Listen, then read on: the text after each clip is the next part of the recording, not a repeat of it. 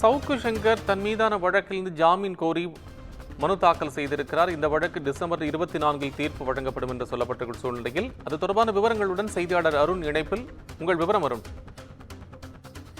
கோபாலகிருஷ்ணன் கஞ்சா வைத்திருந்ததாக தொடரப்பட்ட வழக்கில் சவுக்கு சங்கரின் ஜாமீன் கோரிய வழக்கில் வரும் 24ஆம் தேதி உத்தரவு பிறப்பிக்கப்படும். அதுவரை சவுக்கு சங்கரை நீதிமன்ற காவலில் அடைக்க மதுரை மாவட்ட போதைப்பொருள் தடுப்பு சிறப்பு நீதிமன்றம் உத்தரவை பிறப்பித்திருக்கிறது. அதே போல அரசு மருத்துவமனையில் சவுக்கு சங்கருக்கு சிகிச்சை தேவை என்றால் பெற்றுக்கொள்ளலாம் எனவும் நீதிபதிகள் கருத்து தெரிவித்திருக்கிறார்கள். அதே போல சவுக்கு சங்கரின் அந்த மீதான கஞ்சா வழக்கின் விசாரணை ஜனவரி 24ஆம் தேதிக்கு ஒத்திவைத்தும் உத்தரவு பிறப்பித்திருக்கிறார்.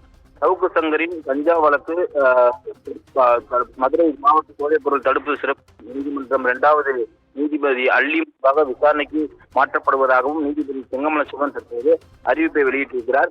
பிரபல யூடியூபர் சவுக்கு சங்கர் கஞ்சா வைத்திருந்ததாக தேனி மாவட்டம் டிசிப்பட்டி காவல் நிலைய காவல்துறையினரால் வழக்கு பதிவு செய்யப்பட்டது. இந்த வழக்கானது மதுரை மாவட்ட போதைப்பொருள் தடுப்பு சிறப்பு நீதிமன்றத்தில் விசாரணை நடைபெற்று வந்த நிலையில் சவுக்கு சங்கர் உச்சநீதிமன்ற உத்தரவுப்படி ஜாமீனில் இருந்து வந்தார். இந்த நிலையில் வழக்கு விசாரணையின் போது மாவட்ட போதைப்பொருள் தடுப்பு சிறப்பு நீதிமன்றத்தில் முறையாக விசாரணைக்கு ஆஜராகாததால் பிடிவாரண்ட் பிறப்பிக்கப்பட்டு பின்னர் சவுக்கு சங்கர் கைது செய்யப்பட்டு நீதிமன்றத்தில் ஆஜர்படுத்தப்பட்டார்.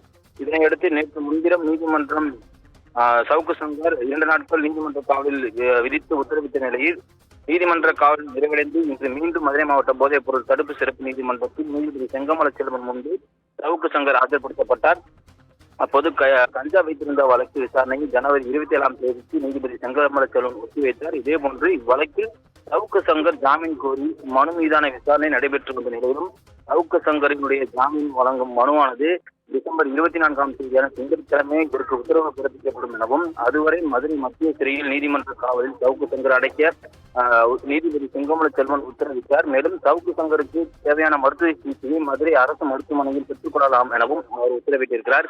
இதனையடுத்து பலத்த போலீஸ் பாதுகாப்புடன் யூடியூபர் சவுக்கு சங்கரை மதுரை மத்திய சிறைக்கு அழைத்து செல்லப்பட்டார். கோபாலகிருஷ்ணன். நன்றி அருண், உங்கள் விவரங்களுக்கு நன்றி.